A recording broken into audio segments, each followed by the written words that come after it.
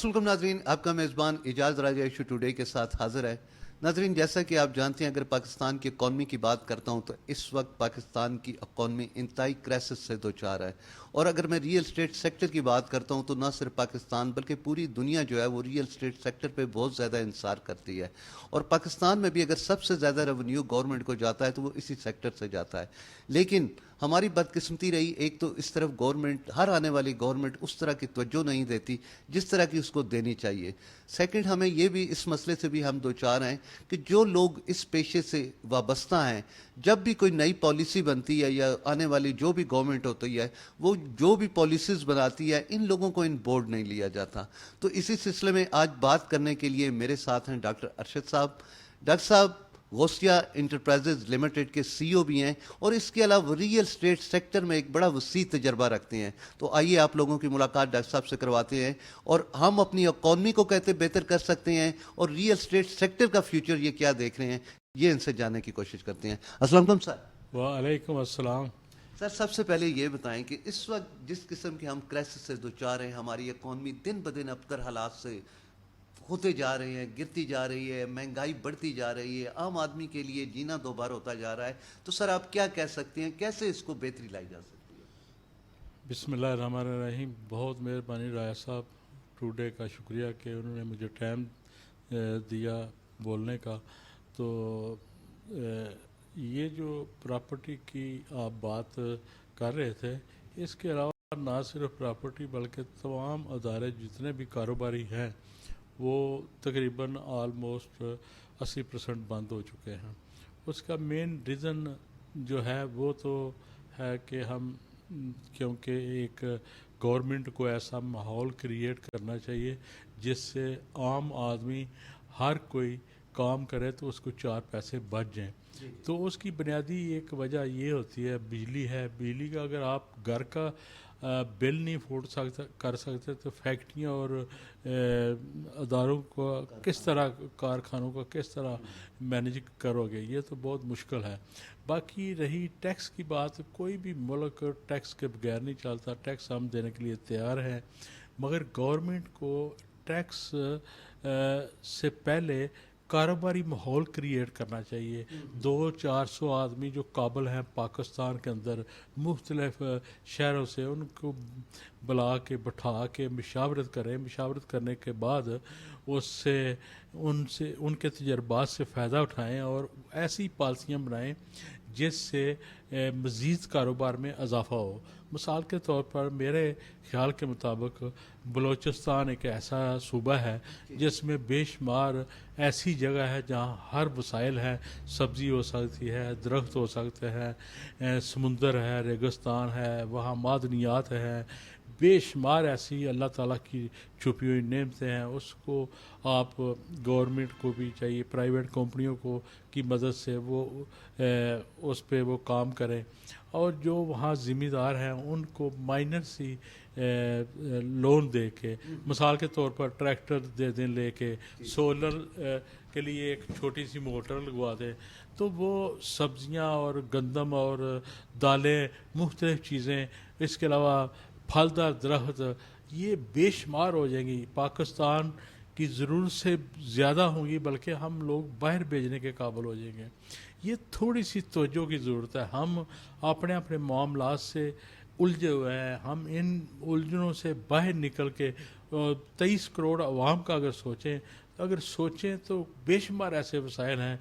आपको कई ऐसी मैं मिसाइलें दे सकता हूँ। पंजाब के अंदर ऐसी बेशुमार खाली जगह पड़ी हुई है जो महकमा औकाफ की हैं, चंद कौड़ियों के रेट पे लोगों ने ली हुई है। उन पे गरीबों को दें। जो एक रोज़ी रोटी नहीं कर सकता उसको मैं ना 2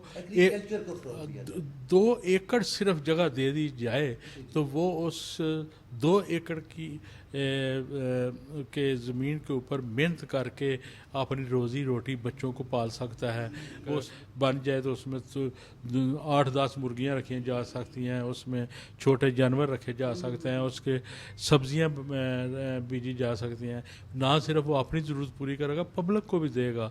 देसी अंडे बहुत महंगे हैं, वो اس کا روزگار پیدا ہو جائے گا.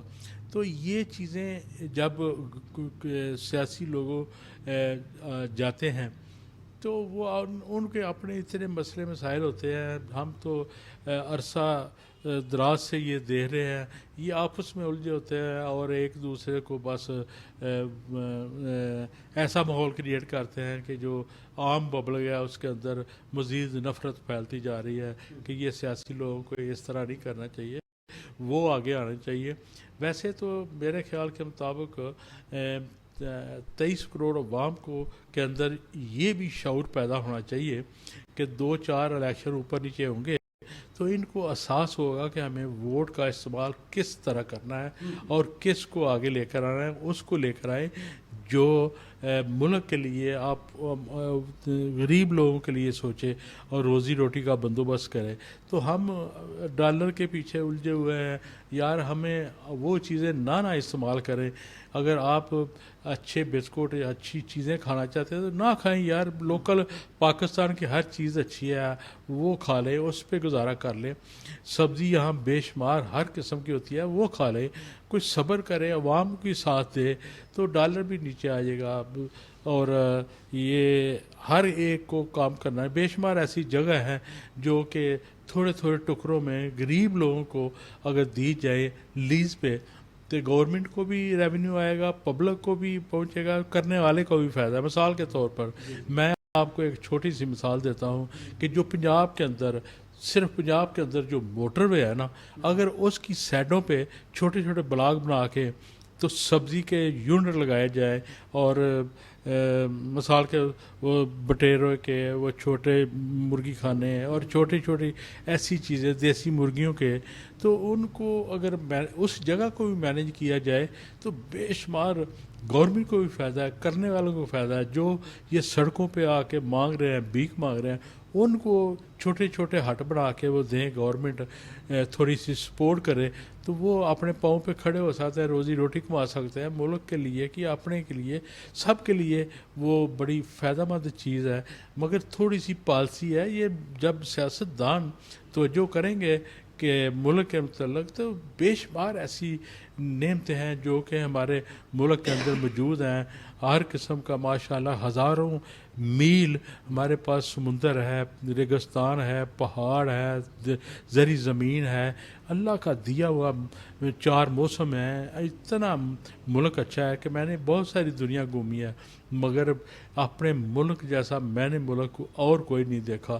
تو یہ صرف ہماری پالیسیاں ہیں. عوام کو بھی گورنمنٹ کے ساتھ ایک کمپرومائز کرنا چاہیے اور مل جل کے ایک کام کرنا چاہیے, نہ کہ پوری عوام کو گورنمنٹ پہ انحصار کرنا چاہیے. گورنمنٹ کو بھی سنجیدہ ہو کے کچھ کا ایسے کام کرنے چاہیے جو کہ گورنمنٹ کے ایسٹ لاس میں جا رہے ہیں اس کو کچھ پرائیویٹ کریں یا کوئی ایسے معاملات کرے جس سے وہ پبلک کو روزگار ملے. اور روزگار کے علاوہ گورنمنٹ کو بھی یہ سوچنا چاہیے کہ ہمارے اتنے وسائل نہیں ہیں, ہم اخراجات کم کریں. جو ہم مراد دے رہے ہیں تیل, پٹرول اور مختلف شکلوں میں مختلف اداروں کو, وہ اس پہ کچھ ایسی پالیسی بنائیں کہ جس سے وہ 23 کروڑ جو غریب عوام ہے اس تک وہ فائدہ پہنچے. اب دیکھیں ہر کوئی ہر شہر میں بجلی کے بلوں کے لیے رو رہا ہے. آنے والے دنوں میں مزید وہ ایسا ایک خوف پیدا ہوا ہے کہ پتہ نہیں کل کو اور کیا ہوگا. تو یہ خوف عوام اپنے اندر سے نکالے اور خوف نکال کے تو اس کا حل سوچے, آمدن کی طرف جائے اور وسائل خود پیدا کرے. جو آدمی جو کام کرنا چاہتا ہے اس کے متعلق مختلف اداروں سے رابطہ کرے, ان کی سپورٹ لے کر آپ خود بھی کمائے اور گورنمنٹ کو ٹیکس بھی دے. ٹیکس کے بغیر تو کوئی ملک نہیں چلتا, ٹیکس دینا چاہیے. مگر ہم چاہتے ہیں کہ ایک تو پبلک کے لیے وسائل بڑھانے چاہیے اور دوسرا گورنمنٹ کو ایسا کرنا چاہیے کہ یہ جو مرسڈیز بڑی بڑی گاڑیاں اور قافلے جاتے ہیں اور بے تحاشا اخراجات ہیں, اس پہ کنٹرول کیا جائے. وسائل سے مالا مال ہے، لیکن ہمیں ضرورت صرف اس بات کی ہے کہ ہمارے جو حکمران ہیں ان کو مینیج کرنا چاہیے. ابھی ڈاکٹر صاحب نے یہ کہا کہ ہمارے پاس بہت سی ایسی زمینیں ہیں، موٹر وے کا انہوں نے حوالہ دیا، اس کے علاوہ بلوچستان کی انہوں نے بات کی کہ اگر ہم اور کچھ نہ کریں، ایگریکلچر کو فروغ دیں تو کوئی وجہ نہیں ہے کہ آج جو سڑکوں پہ یا ہمارا بے روزگار جو طبقہ ہے اس کو روزگار بھی میسر ہو سکتا ہے اور پاکستان کی اکانومی بھی بہتر ہو سکتی ہے اور عام غریب آدمی کے حالات بھی بہتر ہو سکتے ہیں. ڈاکٹر صاحب کیا وجہ ہے کہ کیوں نہیں ہمارے جو حکمران ہیں، جب بھی کوئی گورنمنٹ آتی ہے ہمیں بڑی اس سے توقعات ہوتی ہیں کہ چلیں اب کے بار بہتر ہوگا، ہم بار بار IMF کی طرف ہی دیکھتے ہیں جبکہ آپ نے اتنی اچھی تجاویز دی تو ان پہ عمل درآمد یا آپ جیسے لوگوں کی بات کیوں نہیں سنی جاتی؟ دیکھیں، جب تک یہ جو عوام ہے اس کے اندر شعور نہ آئے کہ ہم اپنے ووٹ کا صحیح استعمال کریں، اچھے لوگ آگے آئیں، پڑھے لکھے نیو جنریشن آئے اور آ کے وہ اداروں پہ کام کرے، ادارے ایک اچھا رول ادا کریں گے تو ملک میں بہت پوٹینشل ہے. اللہ کے فضل سے کسی کو مایوس ہونے کی ضرورت نہیں ہے. ہمارے پاس ہر چیز ہے، سبزی ہے، ہر قسم کے اناج، پھل ہے. یار یہ ہم کے بار بار جو باہر جاتا ہے نا اس سے احساس پیدا ہوتا ہے کہ میں ایک پھل یا سبزی خریدی ہے تو اس کی کیا ویلیو ہے. یہاں تو ہم باتیں کرتے ہیں چھوٹی چھوٹی کہ اگر کوئی 15 روپے کی پالک کے پیسے مانگتا ہے تو ہم اس کو بڑی غصے سے دیکھتے ہیں. یار یہ دیکھیں کہ وہ کہاں سے محنت کر کے لے کر پھر منڈی تک، منڈی سے آگے مختلف جگہ پہ آتی ہے. میں پالک سے مراد مختلف سبزیاں ہیں. آپ کسی بھی چیز کا ایک جائزہ، اسلام آباد میں آپ ایک کوئی بھی سبزی مثال کے طور پر بند گوبھی خریدنا جاتے ہیں، F7 میں آپ خریدیں گے تو کچھ اور ریٹ ہوگا، G10 میں خریدیں گے اور ہوگا، F10 میں خریدیں گے اور ہوگا. آپ تھوڑا سا اور اتوار بازار چلے جائیں اور ہوگا، منڈی میں جائیں تو اور ہوگا. تو تھوڑی سی پالیسی ایسی بنانی چاہیے کہ ہر سیکٹر میں، دراصل سیکٹروں میں کیونکہ دکانیں جو ہیں کرائے ہیں، ٹیکس ہیں، اس لیے وہ ظاہر ہے اسی سے کما کے دینا ہوتا ہے تو وہ اس لیے چیزوں کا ریٹ مختلف ہوتا ہے. تو دوسری صورتحال ایک بہت ہی سادہ اور سمپل فارمولہ ہے کہ ہر شہر سے، میں نے پہلے بھی بتایا ہے کہ 18-20 آدمی لیں اور 200-300 آدمی بلڈر اکٹھے کریں جو اچھا کام کرتے ہیں.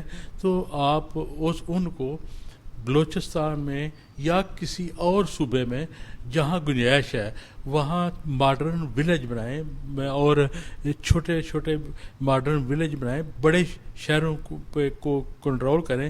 کیونکہ جب بھی کوئی اللہ نہ کرے کوئی وائرس یا بیماری آتی ہے تو بڑے شہروں میں ہی آپ نے جائزہ لیا ہوگا اسی میں ہوتی ہے. تو بڑے شہروں کو کنٹرول کرنا چاہیے، چھوٹے شہر اور آباد کرنے چاہیے، ماڈرن ولیج بنانے چاہیے اور جتنے بھی بلڈر ہیں ان کو رجسٹر کر کے ان کو کام دیں، ایک یونین بنائیں اور وہ سارا فنڈ اپنا اپنا رول ادا کریں تو ملک ترقی کرے گا. نہ کرنے والی تو بات ہی نہیں ہے. یہاں تو ہر چیز اویلیبل ہے. بالکل ٹھیک. اچھا ڈاکٹر صاحب، ایک بڑی خوبصورت آپ نے بات کی کہ ہماری پبلک میں صرف عوام میں اویئرنیس کی ضرورت ہے. تو سر آپ کیا سمجھتے ہیں کہ ہاؤ کین اٹس پاسبل، ہم عوام تک یہ باتیں کیسے پہنچائیں یا کیسے ان تک یہ اویئرنیس پہنچائی جائے؟ یہ جو ہم یہ سب سے پیارا اور خوبصورت میڈیا کا رول ہے اور میڈیا کو اس چیز پہ میں تو اکثر جاتا ہوں کسی دوسرے ملک میں تو جب چینل لگاتے ہیں تو وہ کسی میڈیسن کے متعلق بتا رہے ہیں، کوئی سبزیوں کے متعلق بتا رہے ہیں اور درختوں کے متعلق آبشاری کس طرح کرنی ہے. ہمارے یہاں یہ بتا رہے ہیں کہ یہ مصیبت آ گئی ہے، یہ آنے والی ہے، تیار رہیں. ہمیں تو ذہنی ڈپریشن میں ڈال دیا ہے. یہ آپ 6 بجے سے لے کر 10 بجے تک ٹیلی ویژن دیکھیں، تیسرے دن آپ ڈاکٹر کے پاس چلے جائیں گے. اتنا خوفناک پروگرام ہوتا ہے، اس پہ دیکھ کے تو ہمیں یہ احساس ہوتا ہے کہ یہ ہمارے لیڈر ہیں جو آپس میں گتھم گتھا اور منفی سوچ، منفی گفتگو کر کے ہمارے تک پہنچاتے ہیں. ہم اس کا کیا تاثر لیں گے؟ ہماری نیو جنریشن جو بچے ہیں چھوٹے، وہ دیکھ کے کیا تاثر کریں گے؟ ہمیں ان چیزوں کو بھی دیکھنا چاہیے اور وہ چیزیں دکھانی چاہیے. آپ مختلف ایسے چینلوں پہ لوگوں کی اویئرنیس پیدا کریں، ان کو شعور دیں، تعلیم کی طرف توجہ دیں. تعلیم کے اوپر ہر گاؤں میں ہر شہر میں چاہے وہ ماڈرن شہر ہو یا کیپٹل سٹی ہو سب کا ایک جیسا معیار ہونا چاہیے اور اسکول سے بچپن سے لے کر 10ویں کلاس تک میں کہتا ہوں کہ ایجوکیشن میں بہت زیادہ انویسٹمنٹ کرنی چاہیے کیونکہ بچہ جو ہے پہلی گود ماں کی گود درسگاہ ہوتی ہے اس کے بعد اس کے عزیز و کارب اور اس نے اسکول میں پہلے 10 سال میں سیکھنا ہے وہی اس کی بیس اور بنیاد ہوتی ہے تو لہٰذا گورنمنٹ کو بھی کچھ ایسے لوگ ہیں جنہوں نے پرائیویٹ اسکول کھولے ہوئے ہیں یہ اور جو صاحب حیثیت ہیں وہ مل کے ایک ایسے اسکول کھولیں رفاہی کام کریں جس سے عوام آنے والی نسل جو ہے وہ اس میں تبدیلی آ سکے. ناظرین ڈاکٹر صاحب نے ایک اور بڑی خوبصورت بات کی. انہوں نے کہا کہ جو سب سے بنیادی چیز ہے نا وہ کسی بھی ملک کی ترقی اور خوشحالی کے لیے اس کا ایجوکیشن سسٹم ہے. لیکن میں بڑے افسوس سے یہ بات کہنے لگا ہوں کہ ہمارے ملک میں آج دن تک ایک جیسا تعلیمی نظام نہیں ہم بنا سکے. ہم انگلش اردو میڈیم اور مدرسہ سسٹم میں آج بھی پھنسے ہوئے ہیں.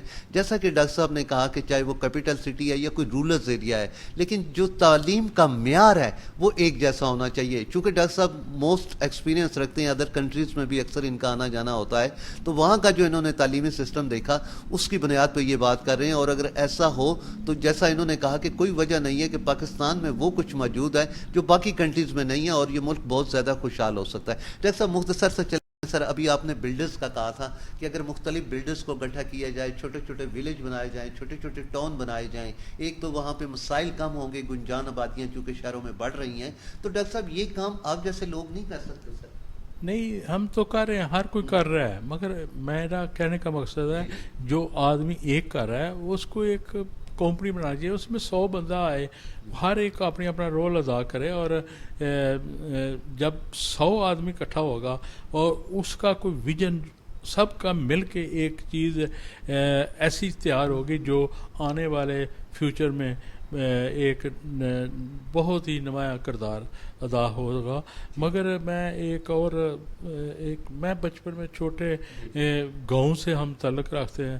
ہم نے یہ دیکھا کہ 80% ایسے لوگ ہوتے تھے گاؤں میں انہوں نے ایک بھینس رکھی ہوتی تھی چند مرغیاں ہوتی تھیں اور اسی سے روزی روٹی اور تھوڑی چھوٹا موٹا زمیندارہ ہوتا تھا.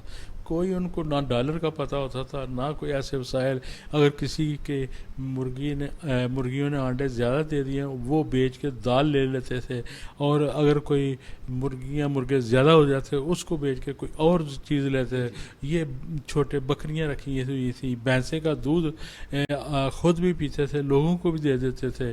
کچھ ایسا سلسلہ ہونا چاہیے جس طرح پہلے ہم نے بچپن میں دیکھا ہے. مجھے نہیں لگتا کہ یہ عوام کام کی طرف توجہ نہیں ہے.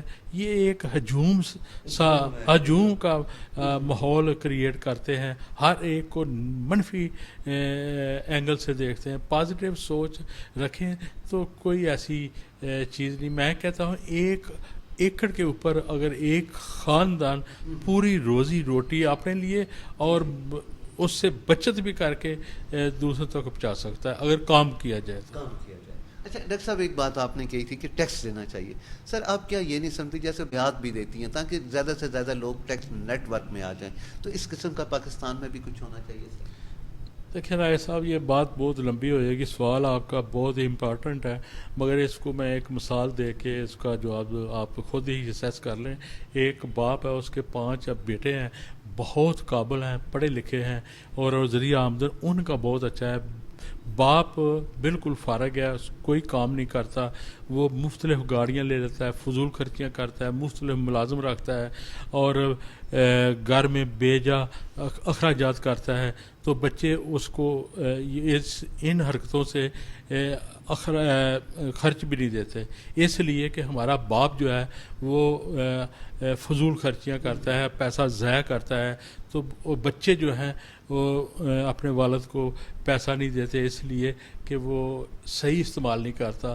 تو یہ آپ میری مثال سمجھ لیں کہ اگر پبلک کو یہ پتہ ہو کہ ہماری گورنمنٹ پیسے کا صحیح استعمال کر رہی ہے یقیناً ہر کوئی تو پہلے بات ہے کہ 23 کروڑ عوام ٹیکس دے رہی ہے چاہے وہ پٹرول کی صورت میں، بجلی کی صورت میں، مختلف اینگل کی صورت میں وہ ٹیکس دے رہی ہے، تو وہ مجبوری کے تحت دے رہی ہے. جب شوق سے اس وقت دے گی جب گورنمنٹ اپنے اخراجات کم کرے گی. بالکل ٹھیک ہے. ڈاکٹر صاحب پبلک کو کیا پیغام دیں گے آج کل جس قسم کے کرائسس میں ہماری عوام دو چار ہے، اس کو کیا کہیں گے سر، کیسے حوصلہ دیں گے؟ دیکھیں، میں تو یہ کہتا ہوں کہ آپ 23 کروڑ عوام کو، غریب جو ہیں اپنے آپ کو سمجھتے ہیں، یہ بالکل اپنی ہمت نہ ہاریں، اور ہر کوئی جس کیٹاگری کا ہے، جو اس کے اندر نالج ہے، وہ اس کے مطابق اپنا روزی روٹی کی تلاش کرے اور محنت کرے. تو اللہ تعالیٰ جب تک انسان کے اندر اساس پیدا نہیں ہوگا تب تک یہ قوم نہیں بن سکتی، یہ ایسے ہی ہجوم ہی رہے گا.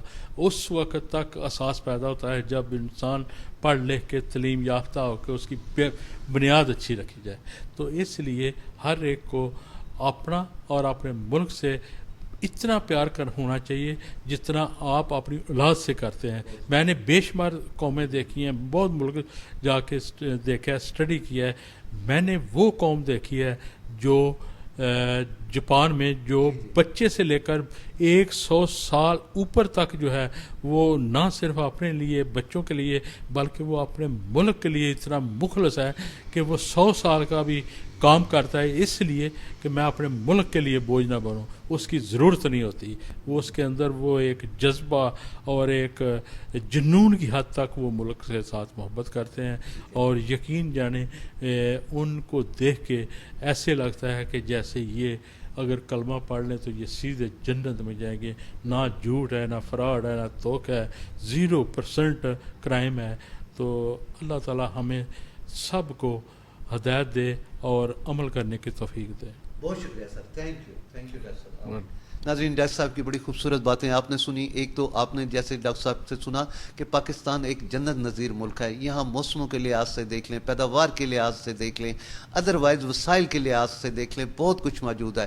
لیکن جو ڈاکٹر صاحب نے خاص بات کہی کہ ہم ایک ہجوم ہیں اور ہمیں ایک صرف اور صرف ایک قوم بننے کی ضرورت ہے. جس دن ہم ایک قوم بن گئے تو کوئی وجہ نہیں کہ پاکستان میں بھی ایک جنت نظیر ملک بن جائے گا اور دنیا میں ایک کلیدی کردار ادا کرے گا.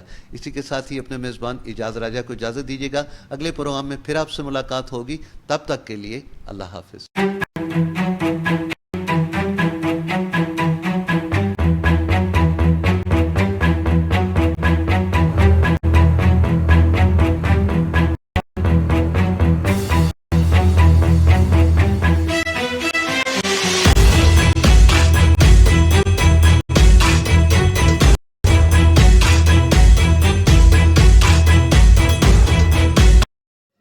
آپ دیکھ رہے ہیں آپ نیوز.